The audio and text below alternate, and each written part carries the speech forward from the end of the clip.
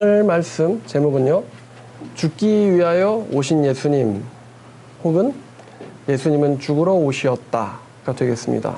뭐가 더 멋있나요?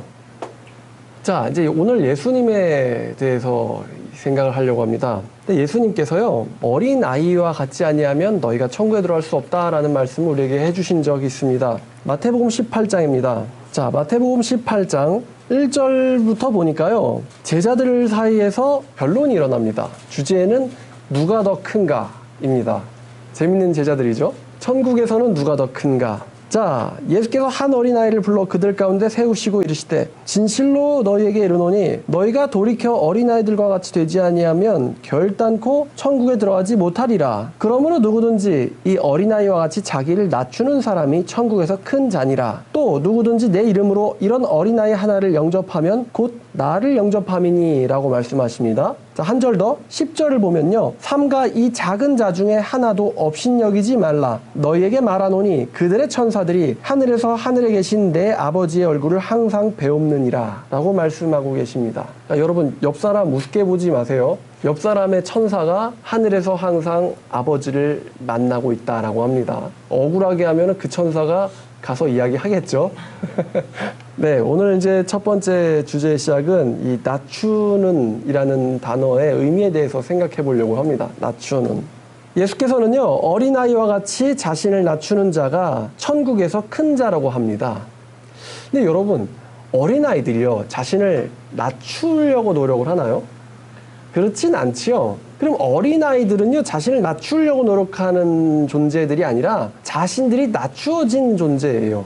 스스로 낮추려고 하는 게 아니라 처음부터 낮추어져 있는 존재예요. 이게 무엇을 의미하는 걸까? 여러분, 어린아이와 어른의 차이점이 뭐냐 하면은 이 지식의 차이에 있습니다. 그러니까 지식이 증가하면은 이제 아는 것이 많아지면요, 덩달아 증가하는 게 뭘까요?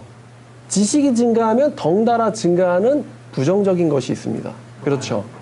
교만입니다. 지식이 증가하면 필수적으로 따라오는 것이 교만의 증가입니다. 이런 현상을 우리는 사회에서도, 직장에서도, 학교에서도 볼 수 있고요. 심지어 교회 내에서 볼 수도 있습니다. 우리가 교회에서 하나님의 말씀을 점점 알아갈수록, 지식적으로 하나님의 말씀을 점점 더 쌓아갈수록 우리에게 필수적으로 따라오는 것이 바로 이 교만입니다. 자, 근데 여러분들 아시다시피 이 교만이라고 하는 것은 하나님의 나라를 세우는데 그다지 좋지 못합니다. 그래서 하나님의 사람들은요, 지식의 증가와 덩달아서 이 교만을 다스리는 방법을 하나님께로부터 배우게 됩니다. 또 성령님께로부터 배우게 됩니다. 이 지식의 증가와 더불어서 반드시 갖추어져야 되는 것이 겸손입니다. 그래서 여기서 낮추다라는 단어를 영어로 보면요, 겸손한이라는 단어입니다. humble이라는 단어를 쓰고 있습니다. 겸손한 마음. 겸손하지 아니하면 천국에 들어가지 못한다라는 말씀을 하고 계신 거죠. 고린도전서 8장은요, 이에 대해서 아주 잘 다루고 있습니다. 고린도전서 8장 1절부터 3절까지입니다. 고린도라는 도시는요, 우상 숭배가 아주 팽배했던 도시였습니다. 오늘과 같이 냉장고가 없었기 때문에 사람들이 신전에 가서 짐승을 죽이고 그 신전에 바쳐진 고기를 바로 시장에다가 내다 팔았습니다. 시장에다가요. 제 생각에 이런 생각이 들어요. 제사장들이 양을 잡은 다음에 양고기를 태우고 남은 건 자기들이 먹죠. 그럼 양의 그 가죽은 뭐 했을까? 아마 제 생각에 야, 양가죽 빨리 빼와. 그거 가지고 베껴 써야지. 이런 식으로 양피지를 만드는데 재활용을 했을 것 같아요. 가죽은 양피지로, 살은 번제로, 남은 거는 자기가 먹고. 그죠? 그럼 뼈는 어떻게 됐을까요? 아마 개가 물어갔겠죠? 자, 이 고린도라는 도시에 이 우상에게 팔렸던 고기가 많이 나왔는데, 이 문제는 크리스찬들이 여기 살면서 도대체 어떤 고기가 우상에게 바쳐졌던 고기인지 아닌지를 알 수가 없다는 거였어요. 그리고 우리는 한 분 하나님, 거룩하신 하나님을 섬기는데 우상에게 바쳐진 고기를 먹어야 되느냐라는 이 문제에 있어서 이런 생각을 하는 사람들이 있었습니다. 이 세상에 하나님 외에 다른 신은 없으며 만물은 하나님께서 만드신 것이라는 것입니다. 그래서 우상에게 바쳐졌던 고기도 사실은 아무것도 아니라는 거예요. 그냥 나무로 만든 상에 올라갔다 내려왔다 뿐이지 아무것도 아니라는 것입니다. 그래서 그 지식을 가진 크리스찬들이 우상에게 바쳐진 고기를요, 담대하게 먹었습니다. 왜냐하면 그걸 먹는다고 해서 더럽혀지지 않는다라고 믿었기 때문이죠. 자, 근데 이러한 지식이 있는 자들이 우상에게 바쳐진 고기를 먹으면은 내가 더러워지는 거 아닐까라고 생각했던 초신자들 혹은 순수한 자들을요 업신여겼던 것 같아요. 고린도 교회에서. 그 사실을 바울이 알고 고린도전서 8장 1절부터 3절까지 이렇게 말합니다. 우상의 제물에 대하여는 우리가 다 지식이 있는 줄 아나니 그러나 지식은 어떻게 만듭니까? 교만하게 만든다고 합니다. 지식은 교만하게 하며 사랑은 덕을 세운다 라고 말합니다. 만일 누구든지 무엇이든지 아는 줄로 생각한다면 아직 그가 마땅히 알 것은 알지 못하는 것이오 라는 역설적인 이야기를 합니다. 이게 무슨 말이겠습니까? 내가 지식 좀 있어 라고 생각하는 사람들은 정작 중요한 것은 전혀 모르고 있다는 것입니다. 그것이 무엇이냐면은 나는 주님 앞에서 아무것도 아닌 존재라는 것이죠. 나는 주님 앞에서 아무것도 아닌 존재이기 때문에 주님이 사랑하시는 저 형제들 앞에서 지식 자랑을 할 수 없다는 거예요. 그래서 지식이 채워지면 채워질수록 나는 아무것도 아니라는 지식이 같이 증가해서 결국 성숙한 크리스찬들은 지식과 더불어서 겸손이 같이 증가합니다. 그래서 여러분들이 어떤 사람들이요 그 지식과 교만이 같이 자라는가 아니면 지식과 겸손이 같이 자라는가를 보면요 그 사람이 성령과 함께 하는지 아닌지를 또 알 수 있습니다.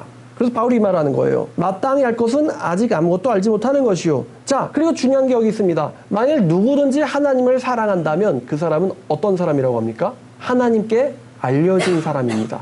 하나님도 알고 계시는 사람이라는 것이죠. 하나님도 그 사람을 알고 계시다.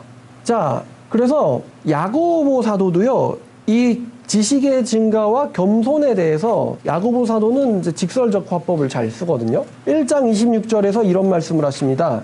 자, 1장 26절 누구든지 스스로 경건하다 생각하며 자기의 혀를 제갈 물리지 아니하고 자기의 마음을 속이면 이 사람의 경건은 헛것이라. 하나님 앞에서 정결하고 더러움이 없는 경건은 곧 고아와 과부를 그 환난 중에 돌보고 또 자기를 지켜 세속에 물들지 아니하는 그것이니라.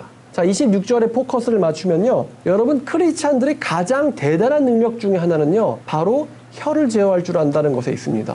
여러분 성령의 역사의 가장 큰 능력 중에 하나는요. 혀를 제어하는 겁니다. 여러분 세상 사람들은요. 혀를 제어하지 못합니다. 그냥 못나면 못났다고 윗사람들을 욕하고 저주하고 잘나면 잘났다고 아랫사람들을 무시하고 멸시합니다. 항상 자신의 잘남을 이 혀를 통해서 내오려고 해요. 예수께서도 말씀하셨지만 사람들이 마음에 가득한 것을 뭘로 낸다고 했습니까? 입으로 낸다고 했습니다. 자, 근데 크리스찬들의 능력은요, 바로 혀를 제어할 수 있다는 겁니다. 자, 혀를 제어할 수 있는 게 누구의 능력일까요? 성령의 능력입니다. 거듭난 사람은 뭘 제어합니까? 혀를 제어한다는 것이죠. 나의 영혼은 하나님의 성령과 더불어서 아무도 알 수 없는 신비의 지식을 탐닉합니다. 신비의 지식 속에서 하나님의 지식의 지혜에 감탄을 하고 나의 영혼은 하나님과 함께 있어요. 아무도 알 수 없는 지식들을 깨닫고 있습니다. 그러나 동시에 내 혀는 그것을 제어한다는 것입니다. 그래서 우리가 그 사람의 경건이 얼마나 완성됐나를 보면요. 혀를 얼마나 통제하는가를 보면 압니다. 그래서 야고보 사도가 또 이런 말을 합니다. 20절에 뭐라고 말씀하십니까? 사람이 성내는 것이 하나님의 의를 이루지 못함이라 라고 하면서 19절에 이런 말씀합니다. 사람마다 듣기는 뭐하라고 합니까? 빨리 들어라. 그리고 말하기는 더디해라. 그리고 뭐하기도 성내기도 더디하라. 그러니까 듣는 거는 quickly, 빨리 하라는 거예요. 그런데 말하는 것은 slow, 천천히 해라. 그리고 화를 내는 것도 slow, 천천히 하라는 거예요. 그러니까 성급하게 화를 내는 사람들은 아직 경건이 이루어지지 못한 거예요. 그래서 여러분 그 사람들과 교제할 때 보면요. 정말 소금 같은 사람이 있어요. 딱 적재적소에 말을 적당하게 하는 사람이 있습니다. 근데 어떤 사람들은 보면요. 남의 말이 끝나기도 전에 자기가 입을 엽니다. 남의 말이 끝나기도 전에 자기가 입을 열어요. 이런 사람들은 경건이 뭔지를 잘 모르는 거예요. 경건의 기본은요. 남의 말을 경청하는 데 있습니다. 그 듣기는 뭐라고 합니까? 빨리 들어라. 남들이 말할 때는 재빨리 들으라는 거예요. 그리고 거기에 대해서 여러분들의 의견을 표명할 때는 천천히 표명하라는 것입니다. 성내는 것도 천천히 해라. 그래서 경건하다 하면서 혀를 통제하지 못하는 사람들은 그 사람의 경건은 헛것이라고 합니다. 그리고 우리는 이렇지 못한 종교 지도자들이 언론에서 우스갯거리가 되는 것을 여러분들은 자주 목격합니다. 그래서 이제 우리나라 속담에도요. 어떤 말이 있냐면 벼가 익을수록 뭘 숙이죠? 고개를 숙인다. 참 정말 엄청난 속담이에요. 그리고 또 빈수레가 요란하다. 정말 엄청난 속담입니다. 성경을 알고 지은 것 같아요. 그러니까 들을수록 같이 내려간다는 거죠. 자, 그래서 진정으로 최고의 지식을 달성한 사도가 한 명 있죠.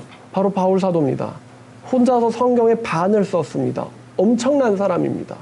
복음을 정리하는 것서부터 하나님의 영적 지식과 교회와 경건에 이르기까지 모든 거의 대부분의 신학을 이 사람이 혼자서 정리를 합니다. 그런데 이 사람이요, 이런 말을 합니다. 사도 바울이 자신을 뭐라고 소개하냐면요, 고린도전서 15장 8절에서는 자신을 만삭되지 못하고 난 자라고 합니다. 저는 이 말의 의미를 잘 모르겠습니다만 아마 여기 계신 분들 중에서 여자분들은 아마 다 채우지 못하고 태어난 아기가 어떤 상태인지를 아마 잘 아실 거라고 생각합니다. 그러니까 미숙아라는 거죠. 근데 거기에 대해서 사도 바울은 자신을 미숙아라고 표현합니다. 자기는 미숙아요, 또 사도들 중에서도 가장 작은 자라고 표현하고 있습니다. 그리고 이 사람은 디모데전서 1장 15절에서는 자신을 죄인들 중에서 괴수라고 표현하고 있습니다. 사도 바울은 지식은 정말 최고로 증가했지만 동시에 그 지식과 똑같이 겸손함도 같이 갔던 사람이에요. 그러니까 많은 지식을 가질수록 나는 정말 아무것도 아니구나, 정말로. 나는 정말로 죄인이구나. 주님 앞에서 아무것도 아닌 존재가 바로 나구나라는 것을 그 수많은 지식을 얻음으로 동시에 달성했다는 것입니다. 그래서 많은 사람들이 사도 바울을 그렇게 사랑하지 않나 싶습니다. 이 말의 의미가 어린아이와 같이 자신을 낮춘다라는 말이 아닐까 싶어요. 자, 우리는 또 다른 어린아이를 봅니다. 제가 오늘 아침에 이것을 묵상하면서 굉장히 낄낄거리면서 준비를 했거든요. 누가복음 2장인데요. 누가복음 2장 41절을 보면요, 예수께서 어린아이로 등장하십니다. 2장 41절부터 52절까지 보면요, 그의 부모가 해마다 유월절이 되면 예루살렘으로 가더니 예수께서 12살이 되었을 때에 그들이 이 절기의 관례를 따라 올라갔다가 그날들을 마치고 돌아갈 때에 아이 예수는 예루살렘에 머무셨더라. 그 부모는 이를 알지 못하고 동행 중에 있는 줄로 생각하고 하룻길을 간 후 친족과 아는 자 중에서 찾되 만나지 못함에 찾으면서 예루살렘에 돌아갔더니 사흘 후에 성전에서 만난즉 그가 선생들 중에 앉으사 그들에게 듣기도 하시며 묻기도 하시니 듣는 자가 그 지혜와 대답을 놀랍게 여기더라. 그의 부모가 보고 놀라며 그의 어머니는 이르되 아이야, 어찌하여 우리에게 이렇게 하였느냐? 보라, 네 아버지와 내가 근심하여 너를 찾았노라. 예수께서 이르시되 어찌하여 나를 찾으셨나이까? 내가 내 아버지 집에 있어야 할 줄을 알지 못하셨나이까? 하시니 그 부모가 그가 하신 말씀을 깨닫지 못하였더라. 예수께서 함께 내려가서 나사렛에 이르러 순종하여 받드시더라. 그 어머니는 이 모든 말을 마음에 두니라. 예수는 지혜와 키가 자라가며 하나님과 사람에게 더욱 사랑스러워 가시더라. 자, 누가복음 2장 41절부터 읽었어요. 누가복음에만 예수님의 어린아이 스토리가 들어있는데요. 아마도 누가가 예수님의 부모로부터 들은 것 같아요. 근데 얼마나 참, 이제 여러분에게 질문이 하나 있는데, 예수님이 이때 보니까 42절 보니까 12살이거든요. 자, 여러분들 12살짜리 예수님이라고 해야 될까요? 12살짜리 이 예수를 만났을 때, 예수 아이를 만났을 때 여러분들 어떻게 이렇게 반응하시겠습니까? 12살짜리 예수예요. 여러분, 근데 혹시 이 주변에 12살이 있나요? 12살짜리 예수예요? 그리고 이제 집사님들, 그 다음에 이제 청년 여러분들, 그 다음에 또 여기 저 같은 사람들도 있는데, 자, 12살짜리 예수를 만났을 때 어떻게 할까? 저는 한번 생각해 봤어요. 12살짜리 예수를 만났을 때 어떻게 할까? 나는 이걸 알고 있으니까 재빨리 가서 무릎 꿇고는 저를 사도중에 한 명으로, 혹은 옆자리에 제발, 야, 내가 너 30살 될 때까지 옆에서 잘 지켜줄 테니까 제발, 그래서 매일 먹을 것도 갖다 주고 잘 놀아주고, 그죠? 그랬을까? 아니, 이제 여청년 여러분들은 12살짜리 예수님 보면 이제 귀여워 죽겠죠? 어떻게 할 거예요? 자, 제가 이걸 보다가 여러분 맥컬리 컬킨이라는 배우가 나오는 나 홀로 집에라는 영화 아시잖아요. 그 영화 감독이 이 스토리를 읽고는 만든 것 같아요, 영화를요. 뭐냐면요, 어디 갈 때마다 애가 없어요. 여러분 생각해 보십시오. 보니까 지금 그의 부모가 44절을 보니까 하룻길을 간 다음에 뭘 깨달았냐면 자기들 중에 예수가 없다는 걸 깨달았습니다. 그러니까 장남이 없어졌어요. 하룻길을 간 다음에 장남이 없다. 여러분, 하룻길이요, 대략 이제 학자들마다 견해는 다르지만 여러분이 하루 종일 가면 얼마나 가나 한번 생각해 보세요. 대략 한 30km 정도라고 합니다. 30km. 그럼 여러분 30km를 걸어갔는데 장남이 없네? 여러분 30km 걸어보셨어요? 진짜 죽을 것 같죠? 근데 갔는데 없어. 뭐 핸드폰 있는 것도 아니고 뭐 힘들다고 누우면 구급차가 오는 것도 아닌데. 자, 그래가지고 당황했죠. 매우 당황해서 돌아갔겠죠. 여러분 영화 보면 맨날 꼭 가면 개가 없죠. 1에서도 그렇고 2에서도 그렇고 어딘가 여행을 가면 개가 없어요. 자, 그래가지고 자기들 중에 없다는 것을 깨닫고는 자, 예루살렘으로 돌아갔습니다. 자, 근데 이 보니까 이제 예수님의 형제들이 있잖아요. 그러면 형제들 이름이 이제 야고보, 요셉, 유다, 시몬인데, 응? 큰형이 또 없어? 자, 걔네들이 뭐라고 반응했겠어요? 엄마가 난리가 났잖아요. 근데 형제들이, 응? 큰형이 또 없다고? 자, 아마, 야, 그럼 이때부터 우리 돌아가야 되는 거 아니야? 자, 이때부터 이 예수의 형제들이 예수를 싫어하지 않았나 싶어요. 우리 또 돌아가야 돼? 아니면은 여기서 노숙해? 큰형 찾아올 때까지 여기서 노숙할까? 그래서 하룻길을 갔으니까 또 예루살렘으로 돌아가는데 하루가 걸렸겠죠? 분명히 그 천사한테 말씀받은 거 있단 말이에요. 제 백성을 구원할 자. 그러니까 납치되거나 죽진 않았을 거니까 믿음을 가지고 예루살렘으로 돌아갔겠죠. 그래가지고 예루살렘에서 하루 종일 찾았는데 하루 종일 찾고는 드디어 성전에서 예수님을 발견했어요. 발견해서 봤더니만 자기들은 막 힘 다 빠지고 죽겠는데 지금 앉아가지고 학자들이랑 막 묻거니 따지거니 이러고 계신 거예요. 그러니까 가서 막 화를 낼 수도 없고, 그죠? 화를 낼 수도 없고, 지금 도대체 여기서 뭐 하는 짓이냐? 이렇게 화를 낼 수도 없고, 아이야, 네가 어찌하여 우리를 이렇게 하였느냐? 영어로 보니까 이게 되게 웃겨요. Why have you treated us so? 이게 뭔 소리냐? 왜 우리를 이렇게 대우하였니? 왜 이렇게 우리를 다루었니? 이런 의미거든요. 아이야, 왜 우리를 이렇게 다루었니? 자, 그랬더니 예수님이 이야기하죠. 왜 나를 찾습니까? 여러분, 이런 자식 들으시겠어요? 3일 동안 잃어버려가지고 아이를 3일 동안 잃어버려 죽어라 찾았더니만 첫 마디가 왜 나를 찾으세요? 그리고 그 다음 얘기가 Did you not know? 그러니까 이거 되게 좀 무례하게 물어보는 거거든요. 너 몰라요? 당신은 내가 아버지 집에 있어야 될 줄을 모르십니까? 이 말을 들은 요셉이 얼마나 정말 아니 자기가 아버지인데, 그죠? 내가 아버지의 집에 있어야 될 줄을 모르십니까? 라고 부모한테 물어보는데, 여러분 이런 애 기르시겠어요? 자, 그래서 참 저도 이거 보다가 이거 비유법인가? 근데 예수님이 말한 아버지는 하나님 아버지잖아요. 근데 이게 비유적으로 아버지가 아니라 진짜 아버지란 말이에요. 진짜로 아버지란 말이에요. 그러니까 이거는 비유법도 아니고, 그러니까 요셉이 와가지고 야, 이럴 때 비유법 쓰지 말고 똑바로 직설법을 이야기해야지. 이게 아니라 정말 직설법으로 아버지의 집이거든요. 그러니까 화를 낼 수도 없고 말장난이라고 욕할 수도 없고, 정말 이 요셉과 마리아는 성격이 너무 좋은 것 같아요. 괜히 성모가 아닌 것 같습니다. 정말 착하죠? 요셉과 마리아. 내가 아버지 집, 아빠 집에 있어야 할 줄을 모르십니까? 마리아와 요셉이 할 말을 잃었죠. 점점점. 자, 그리고 와서 예수님도 재빨리 나사렛에 가서는 순종하십니다. 순종하여 받으시니라. 이 예수가 하나님과 사람에게 더욱 사랑스럽게 자라가셨다라고 합니다. 그러니까 사랑스러운 모습을 하셨을 것 같아요, 예수님이. 아, 참 귀엽고 아름다운 이야기죠. 여러분, 모든 사람들은요, 죽기 위해서 태어납니다. 태어나는 순간 어디로 가고 있죠? 모든 생명은 태어나는 순간 죽으러 가고 있어요. 저기 있는 나무를 참 이렇게 베어버려서 너무 불쌍한데, 모든 생명은 태어나는 순간 죽으러 가고 있습니다. 왜 뵀냐면요, 저게 도저히 같이 기를 수가 없었어요. 왜냐면은 나무가요, 전선을 정리하려고 했는데 그 나무 속에 전선이 들어가 있었어요. 그러니까 옮겨 심기도 안 되는 거예요. 전선을 진짜 무슨 이렇게 딱 사이로 뿌리가 지나가고 그럼 떼내면 되잖아요. 그게 아니라 아예 나무 줄기 사이에 속으로 전선이 통과하고 있었어요. 어떻게 그렇게 잘할 수가 있는지 신기한데, 지금도 저기 잘려진 나무가 전선에 꿰어져 있습니다. 심심하면 보세요. 자, 모든 생명은 죽기 위해서 태어납니다. 비참한 운명이죠. 태어나는 순간 죽으려고 태어나는 거예요. 그래서 아기들이 태어날 때 응애응애 하는 게요, 어쩌면 자기의 죽음을 통곡하는 걸 수도 있지 않겠어요? 아이고, 나 죽는다 이러면서. 그죠?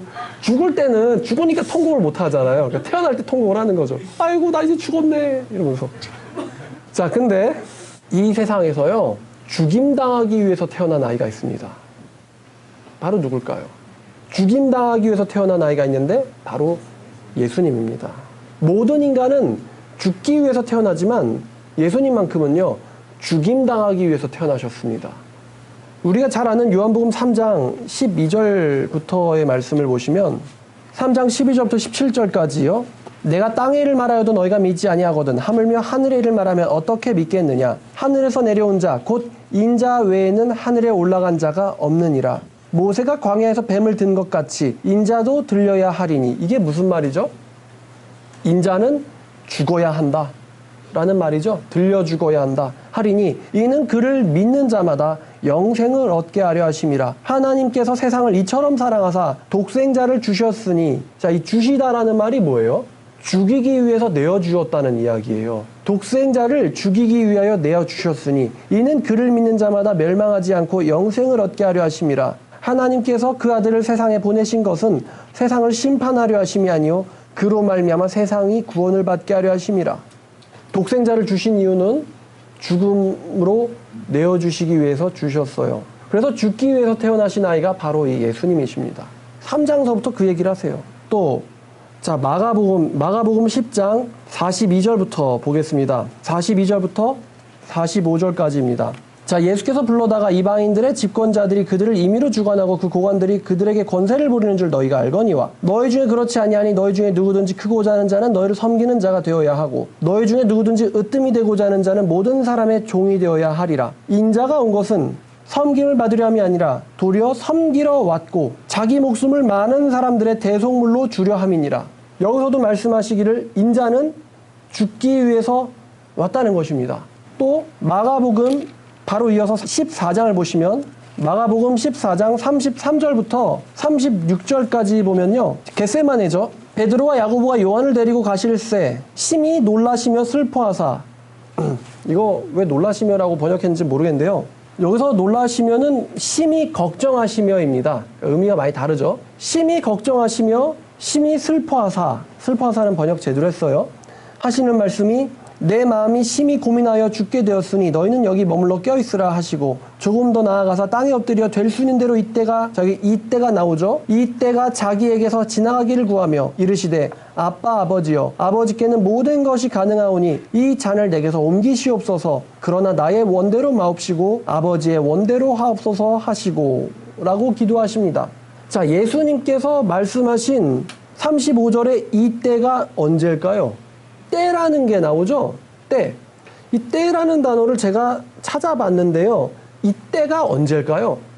마가복음에 답이 있더라고요. 자, 근데 이 마가복음을 가기 전에 그럼 책갈피로 한번 마가복음 14장을 끼고요. 자, 요한복음 2장 이 가나의 혼인잔치죠. 자, 2장 4절에 예수의 어머니께서 예수에게 포도주가 없다라고 말씀하시니까 예수께서 말씀하세요. 여자여 나와 무슨 상관이 있나이까 내 때가 아직 이르지 아니하였나이다. 여기서 뭐가 나오죠? 내 때가 나오죠. 내 때가 아직 이르지 않았습니다. 여기서 예수께서 말씀하셨던 때가 뭘까?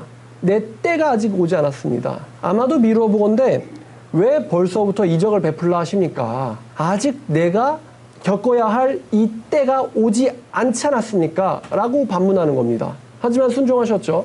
도대체 이 때가 뭘 가리키는 걸까?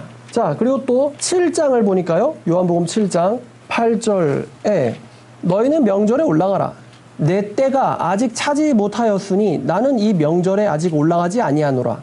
여기서도 예수님께서 내 때가 아직이다 라고 말씀하세요. 또 7장 30절 에서도요. 그들이 예수를 잡고자 하나 아직 손을 대는 자가 없었으니 이는 그의 때가 이르지 아니하였음이라 라고 요한이 서술하고 있어요. 그러니까 잡고자 했지만 잡지 않았다. 왜냐하면 예수에게 때가 오지 않았기 때문에. 참 놀라운 이야기죠.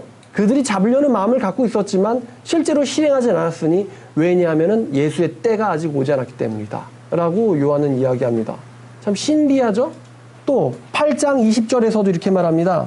이 말씀은 성전에서 가르치실 때에 헌금함 앞에서 하셨으나 잡는 사람이 없으니 이는 그의 때가 아직 이르지 아니하였음이로라 라고 말씀하십니다. 도대체 이 때가 뭘까요?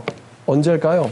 요한복음 13장 30절과 31절을 보면요. 그 유다가 조각을 받고 나가니 밤이러라. 유다가 나간 후에 예수께서 이르시되 지금 인자가 영광을 받았고 하나님도 인자로 말미암아 영광을 받으셨도다 라고 과거 시제로 말씀하시는데요. 예수께서는 유다가 나가자 이제 그 일이 집행되었다 라고 말씀하십니다. 그 일이 집행되었다. 이거 역시 하나님이시기 때문에 할 수 있는 말씀이시죠. 그 일이 하늘에서 집행되었고 인자도 아버지도 동시에 영광을 받았다 라고 말씀하십니다. 자, 이제 그때가 어딘지 마가복음 15장으로 가겠습니다. 아까 책갈피한데 바로 그 다음 장이죠. 마가복음 15장 25절입니다. 때가 제3시가 되어 십자가에 못 박으니라. 자, 예수께서 말씀하신 아직 내 때가 이르지 않았습니다. 아직 때가 되지 아니하였도다. 라는 그 때가 가리킨 시각이 언제입니까? 4월 3일 제3시, 즉 오전 9시입니다. 때가 되어 이 때가 아까부터 계속 성경에서 얘기하던 내 때죠. 때가 되어 예수를 십자가에 못 박았다라고 합니다. 때가 되어, 때가 찼다, 때가 되었다. 드디어 예수를 못 박았다는 것입니다. 자, 예수께서는 공생의 내내 자신의 인생의 목적, 즉 죽기 위해서라고 말씀해 오셨는데 그 말씀에 오신 사건이 성취된 시간이 바로 이 때라는 것입니다. 예수께서 말씀하셨죠. 이 때가 지나가게 하옵소서. 그리고 이 잔도 지나가게 하옵소서. 그러나 내 원대로 하지 마시고 아버지의 뜻대로 해주세요. 예수님께서 모든 것을 알고 계시죠. 이제 유다가 나갔으니 그가 많은 경비병들과 장로들과 대제사장을 데리고 올 것이고 나는 잡히고 이제 죽는다. 명절에 전례가 있어서 죄수 하나를 놓아주는 전례가 있지만 나는 아무 죄도 없이 붙잡혔지만 무죄한 나는 처형당하고 살인자 바라바는 풀려날 것이다. 심지어 빌라도가 시기로 나를 넘겨주는 줄 알고 있을지라도 나는 결국 십자가에서 처형되어서 죽고 말 것이다 라는 사실을 예수께서 알고 계셨던 거죠. 처음부터. 그래서 이런 기도가 나오시는 것입니다. 내 때, 이 때를 지나게 하옵소서. 이 잔을 넘겨 주시옵소서. 그러나 내 뜻대로 마옵시고 아버지 뜻대로 해주시기를 바랍니다 라고 기도하셨습니다. 자, 그럼 예수님께서 말씀하셨던 이 때란 십자가에서 못 박히시는 때를 말씀하시는 것이고, 그리고 예수께서 말씀하셨던 이 잔이란 죽음을 이야기하는 것이죠. 이 죽음의 잔입니다. 죽음의 잔. 자, 이제 설교의 막바지가 왔네요. 예수께서 죽기 위하여 오셨습니다. 이게 굉장히 중요하거든요. 많은 거짓 메시아들이 자기가 구원자라고 자처하는데요. 자기가 구원자라고 자처하면서 스스로 자살하는 메시아가 있습니까? 없지요. 메시아마다 배불리고 먹는데 걔네들 바빠요. 그죠? 근데 진짜 메시아는 뭐 하기 위해서 오셨습니까? 죽기 위해서 오셨다는 거예요. 진짜 구원자는 죽기 위해서 오셨다는 것입니다.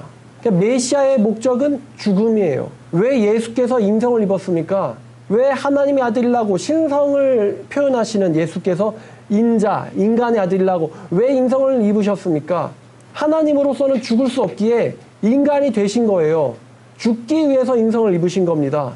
왜 어린아기가 태어났고 왜 그 아이가 성전마다 유월절마다 성전에 올라갔고 왜 그 어린아이가 하나님과 사람들 앞에서 장성이 나간 것입니까? 바로 죽기 위해서라는 것입니다. 가장 연그렀을 때 죽기 위해서 그분은 오셨던 거예요. 예수께서 십자가에서 죽으신 이유는 제가 몇 가지를 찾아봤는데요. 첫 번째는요. 하나님께서 자신이 한 말을 지키시기 위해서입니다. 창세기 2장 17절에 네가 이 선악을 알게 하는 나무 열매를 먹는 날에는 반드시 죽으리라라고 말씀하셨어요. 그리고 사도 바울이 로마서 6장 23절에서 이렇게 말합니다. 이 구절은 매우 유명한 구절이지만 같이 찾아봤으면 좋겠어요. 로마서 6장 23절에 죄의 삭은 사망이요라고 말합니다. 이 삭이 뭡니까? 삭이란 단어 안 쓰는 단어죠. 대가라는 뜻입니다. 죄의 대가는 죽음이다라는 것입니다. 죄의 대가는 죽음이요 하나님의 선물은 그리스도 예수 안에 있는 영생이다라는 것이죠. 자신이 한 말을 지키시기 위해서 죽어야만 하는 우리들을 구원하기 위해서 본인이 죽으시려고 오신 것입니다. 자, 그 다음에 로마서 3장 25절을 보면요. 예수께서 죽으신 이유가 또 나옵니다. 자, 3장 25절 이 예수를 하나님께서 그의 피로, 여기서 피는 희생을 말하죠. 예수의 희생으로서 믿음으로 말미암는 화목제물로 세우셨으니 이는 이제 그 이유예요. 이는 하나님께서 길이 참으시는 중에 전에 우리들이 지은 죄를 묵과하심으로 용서하심으로 자기의 하나님의 의로우심을 나타내려 하심이니 이때에 하나님의 의로우심을 나타내사 자기도 의롭고 또한 예수 믿는 죄인들도 의롭다 하려 하심이라. 무슨 말입니까? 예수께서 왜 죽으셨냐면 하나님을 의로우시기 위해서, 하나님을 의롭게 하시기 위해서 본인이 죽으신 거예요. 왜냐하면 죄인을 용서해 준 자에게는 그 죄인이 받아야 될 대가가 들어가게 되어 있기 때문입니다. 죄인을 의롭다 한 자는 반드시 죽으리라라고 잠언에서 말했어요. 하나님께서요. 그런데 우리를 의롭다라고 하시면서 하나님께서 여전히 의로우시기 위해서는 반드시 무죄한 예수 그리스도가 죽으셔야만 되는 것입니다. 그래서 하나님이 의로우시기 위해서 예수는 죽어야만 됐습니다. 우리를 구원하고 또한 하나님을 의롭다, 자기 아버지 하나님을 의롭다 하실 방법이 하나 있었으니 그것이 바로 십자가에서 죽으심이었습니다. 그래서 예수님께서 유다가 나가자 인자도 영광을 받았고 아버지께서도 영광을 받으셨다라고 말씀하신 겁니다. 왜냐하면 예수를 통해서 수많은 죄인들이 예수 그리스도를 통해 하나님 아버지께 감사와 찬양을 드릴 것이기 때문입니다. 미리 아셨던 거죠. 자, 그리고 갈라디아서 3장 13절에서 예수가 죽으셔야만 했던 이유가 또 하나 있습니다. 그리스도께서 우리를 위하여 저주를 받은 바 되사 율법의 저주에서 우리를 속량하셨으니 기록된 바 나무에 달린 자마다 저주 아래에 있는 자라 하였습니다. 예수께서 왜 죽으셨습니까? 갈라디아 3장 13절은 말하기를 예수님은요 우리를 저주로부터 끊기 위해서 죽으셨다고 말씀하십니다. 저주로부터 끊어내기 위해서 본인이 죽으셨다고 말씀하세요. 저주받아 죽은 자의 대표적인 모습이 바로 나무에 달려 죽은 것입니다. 자살로 죽기도 하고 나무에서, 혹은 죽인 다음에 나무에 매달기도 하는데 예수님은 그 나무 자체에 매달려서 죽어가셨어요. 나무에 달린 자는 하나님께 저주받은 자다. 본인이 저주가 되심으로써 우리 인생들이 받을 저주를 끊어내시기 위해서 본인이 죽으셔야 됐다는 것입니다. 신명기 28장 15절 이하에는요 수많은 저주가 나옵니다. 공부하신 분들은 다 아시겠죠? 신명기 28장은 옛 언약의 축복과 저주예요. 신명기 30장은 새 언약의 축복이죠. 자, 28장 15절 이하에 보면요 마지막 절이 68절까지거든요. 이게 무슨 의미인고 하냐면요, 자, 신명기 28장은 68절까지 있는데요 1절부터 14절까지는 축복이에요. 말씀을 지킨 자에게 내려지는 축복입니다. 근데 15절부터 68절까지는 말씀을 어긴 자에게 내려지는 저주입니다. 여러분 분량이 어때요? 압도적으로 저주가 많죠? 여러분 저주의 끝이 뭡니까? 죽는 거죠? 별 저주가 다 나옵니다. 하다못해요 그릇도 저주를 받아요. 보니까요 15절에 네가 만약에 하나님의 말씀을 지키지 않으면 이 모든 저주가 너에게 임하며 내게 이를 것이니 성읍에 들어가도 저주받고 들에서도 저주를 받고 너의 광주리와 떡반죽 그릇이 저주를 받을 것이며 네 몸의 소생과 자식도 그리고 토지 외의 소산과 소와 양의 새끼가 저주를 받을 것이며, 이제 양도 저주를 받습니다. 강아지까지 같이 저주받는 거죠. 들에 가도 저주받고 나가도 저주받고 뭐 온갖 저주가 다 임해요. 농사를 져도 그거를 네가 못 먹고, 결혼을 해도 그 여자랑 살 수가 없고 아무것도 못한다는 거예요. 결국에 다 잡혀간 다음에 소멸될 거다. 지켜 행하지 아니하면. 여러분, 그럼 우리가 양심을 마음에 두고 하나님의 말씀 우리가 다 모르지만 하나님의 말씀을 다 만약에 우리가 모세오경을 외운다고 해봐요. 모세오경을 전부 다 외웠다. 해라 하지 마라 전부 다 외우고 있다고 생각해봐요. 그리고 솔직히 양심을 놓고는 우리가 하나님 앞에서 나는 말씀을 지켰다 라고 말할 사람이 얼마나 되겠습니까? 오히려 모르는 게 뭐죠? 모르는 게 약이지. 그죠? 아까 지식 이야기 했는데 모르는 게 약이지. 차라리 모르면 양심의 가책도 안 느낄 거 아니에요. 근데 얼마나 양심의 가책을 말씀을 많이 알수록 느끼겠습니까? 그래서 바울이 이런 말 하죠. 율법이 없을 땐 내가 살았는데 계명이 들어오자 죄는 살아나고 나는 뭐 했다 그래요? 죽었다. 내가 옛날에 죄인일 때는 말씀 없이 살았는데 말씀이 들어오자 내 안에 죄가 살아나고 난 죽었다라고 말합니다. 여러분 다 이해하시죠? 이 말이 무슨 말인지. 찾아서 봐야겠네요. 7장입니다. 로마서 7장. 로마서 7장 9절입니다. 내가 전에 율법을 깨닫지 못했을 때에는 내가 살았더니 계명의 이름에 죄가 살아나고 나는 죽었도다. 이렇게 말하죠. 말씀 몰랐을 때는 잘만 살았는데 말씀을 알게 되니까 죄가 살아나고 내가 죽었대요. 놀라운 이야기죠. 이 수많은 저주들을 끊어내시기 위해서 예수님은 십자가에서 죽어야만 했던 거예요. 이게 예수께서 태어나신 이유입니다. 말구유에서 또 12살 때 성전에서 또 키와 지혜가 자라가며 또 서기관 대제사장들과 대화하며 그 성장하신 예수께서는 반드시 죽기 위해서 이 세상에 오셨다는 것입니다. 만약에 어떤 이단 사이비 신자들이 있어가지고 지네 종교에 예수 혹은 구원자가 있다고 한다면요, 물어보세요. 너 예수님이 왜 죽으러 오셨는지 아느냐? 넌 예수님이 왜 오셨는지 아느냐? 초림 때 예수님께서 왜 오셨는지 아느냐? 그럼 막 짓거리겠죠? 그럼 대답을 하세요. 물어보세요. 예수님은 정확하게 죽으러 오셨다. 왜 죽으러 오셨느냐? 오직 죽음만이 우리가 처한 이 저주와 사망과 멸망으로부터 그것을 끊어낼 수 있는 유일한 방법이기 때문에 그분이 대신 죽으러 오셨다. 그게 그분이 초림 때 오신 목적이다. 그럼 너네 메시아는? 문선명 씨는? 박태선 씨는? 이만희는? 장길자는? 안상홍은 나무에 달린 자마다 저주받은 자가 아니고 라면을 먹는 자마다 저주받은 자입니까? 식사 중 사망, 뭐 그런 죽음이 있습니까? 감기 걸려 사망, 폐렴으로 사망, 갑자기 심장마비로 돌연사, 이렇게들 죽어요. 메시아라고 하는 사람들이. 이게 무슨 하나님께 영광을 돌리는 죽음입니까? 돌연사잖아요. 얼마나 웃깁니까? 돌연히 죽었다. 모든 사람들이 예수의 공개처형을 보고 저 죽음은 하나님의 아들로서의 죽음이다 라고 깨달았죠. 영광을 받았는데. 자, 그리고 그 죽으심의 목적이 로마서 5장에 나옵니다. 로마서 5장 9절, 10절을 보니까요. 자, 그의 피는 죽음이죠. 우리가 예수의 죽음으로 말미암아 의롭다 하심을 받았으니, 의롭다 하심은 어려운 용어지만 쉽게 표현하면 구원받았다라는 거죠. 죄가 없다, 너는 의로운 사람이다 라고 칭함을 받았으니 예수로 말미암아 하나님의 진노하심으로부터 구원을 받을 것이니, 우리가 하나님의 원수 되었을 때에, 그러니까 이제 저주를 받는 거죠. 원수 됐을 때에도 그의 아들의 죽으심으로 말미암아 하나님과 화목하게 되었다면, 화목하게 된 지금 예수의 살아나심으로 부활로 말미암아 구원을 받을 것이라 라고 바울이 이야기합니다. 예수의 죽으심의 목적은 우리로 하여금 구원을 이루고 하나님과 화목하게 만들려고입니다. 그러기 위해서 예수님은 죽으셨다는 것이죠. 그리고 이제 그 예수님은 부활하셨습니다. 예수님의 몸은 죽임당하는, 붙잡히는 그러한 육의 몸이 아니고, 사도 바울이 고린도 전서 15장에서 말하듯 영원한 몸, 신령한 몸, 강한 몸으로 부활하셨어요. 더 이상 이제 그분은 죽지 아니하시고 더 이상 사망이 예수를 주관하지 못합니다. 제가 이렇게 생각을 좀 이렇게 대조해보고는 되게 매칭이 안 되네 라고 어려웠던 건데요. 그 누가복음 2장에서 왜 나를 찾았습니까? 라고 물어보던 귀여운 어린이 예수님. 예수님 사춘기 재밌죠? 성전에서 사라짐. 그러니까요, 이 사람들이 요셉과 마리아가 매년 6월절 날에 예루살렘을 올라가잖아요. 올라갔다가 이제 내려올 때마다 항상 뭘 확인할까요? 항상 뭘 확인할까요? 장남 챙겨라. 그죠? 왜냐면은 또 없어진다.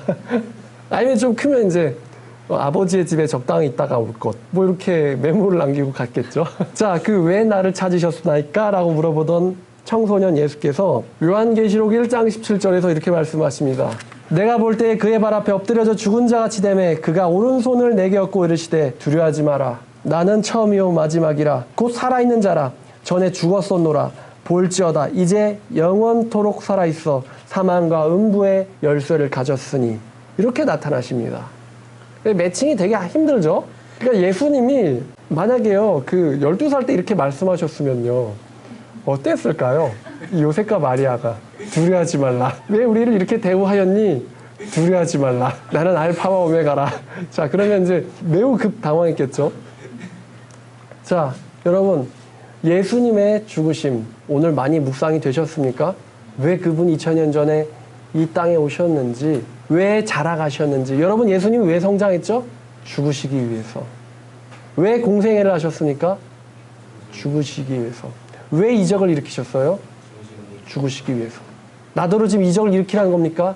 아직 내 때가 오지 않았습니다. 죽으시기 위해서 이적을 일으키셨어요. 죽으시기 위해서 선포하시고 전도하셨고 외치셨던 겁니다. 그리고 때가 되매 무지한 예수님은 못 박혀 죽으셨습니다. 우리를 하나님의 저주로부터 끊어내기 위해서입니다. 자, 이제 우리는 예수를 통해서 하나님과 화목하게 됐습니다. 우리가 감히 아빠라고 부를 수 없었던 그분을 우리가 아버지라고 부를 수 있게 됐습니다. 우리가 감히 주님이라고 부를 수 없었던 그분을 우리가 주님이라고 부를 수 있게 됐습니다. 더 나아가서 우리가 감히 친구라, 형제라 부를 수 없었던 그분을 나의 좋은 친구, 나의 영적 형제라고 부를 수 있게 되었습니다. 바로 예수의 십자가의 죽으심 때문입니다. 그리고 그분은 이제 그분의 나라를 가지고 오실 겁니다. 여러분은 그분의 오심을 기다리며 사시는 것입니다. 그가 오실 것이라는 약속을 여러분들 마음속에 있는 성령을 통해서 확신하고 있습니다. 그분은 약속하셨으니 절대로 저버리지 않으실 겁니다. 이제 또 다른 때가 있습니다. 그분이 다시 오실 때죠. 다시 오셔서 그분의 나라에서 좌정하실 때입니다. 우리의 삶의 목적이 무엇입니까? 예수님을 통해서 하나님의 왕국의 백성이자 신하된 여러분들이 가지셔야 될 삶의 목적은 무엇입니까? 이 없어질 세상에서의 먹고 사는 문제겠습니까? 그것은 이방인들이 구하는 것이다. 너희들은 하나님의 나라의 고위 관료들이고 신하들이고 백성들이고 문지기들이다. 하나님은 너희에게 모든 것이 필요한 것을 알고 계신다. 그분의 나라는 곧 올 것입니다. 기도하겠습니다. 하나님 아버지, 예수 그리스도를 태어나게 하시고 또한 자라게 하시며 또 성인이 돼서 공생애를 지내시게 하심에 주님 감사드립니다. 수많은 시간들이 예수님의 성장을 위해서 쓰였고 예수님께서 인간으로서 자라셨고 또 그 결과는 죽기 위해서였습니다. 아버지, 예수님이 성년이 되었을 때 그때가 왔다라고 겟세마네에서 엎드리며 기도하시는 장면을 우리가 읽어보았습니다. 아버지, 죽기 위하여 또 죽임당하기 위하여 이 세상에 오신 예수 그리스도의 그 순종에 우리가 감사와 찬양을 드립니다. 하나님 아버지, 우리가 예수 그리스도의 마음을 본받아 하나님께 순종하게 하며 또 죽기 위해서 태어난 존재도 있는데 우리는 하나님께 축복을 받아 하나님의 말씀에 순종만 하며 살면 되는데 이 쉽고 가벼운 것을 우리가 매일매일 간과하고 살았던 것에 대해서 주님 용서해 주시기를 바랍니다.